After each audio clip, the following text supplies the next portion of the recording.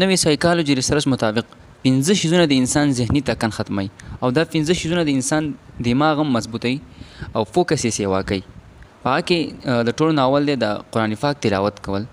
دا قرآن صرف یو روحاني معجزه نه ده، بلکې د نوې ریسرچ مطابق ساينس وایي چې د حافظ قرآن دماغ او ذهن دا د عام انسانانو نه ډېر تیزي. دویم د دماغ لپاره یو خپل موزون خوراک کول. کله چې دا خوراک پوره نه وي نو بیا هم د انسان باندې هر ټینشن دا ورته ډېر زیات غټ ښکاري.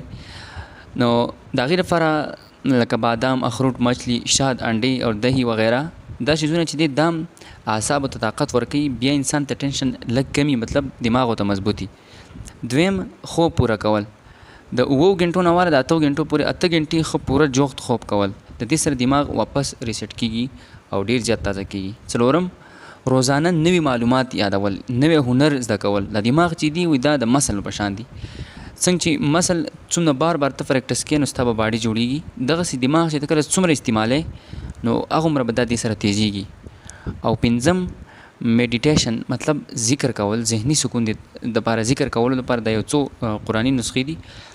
روزانه یا علیم یا حافظ یا فتاح دا ذکر کول د دې الفاظو سره زړه ته سکون او دماغو کې توجه او روح چې کوم دی نو هغه تازه کېږي دې سره.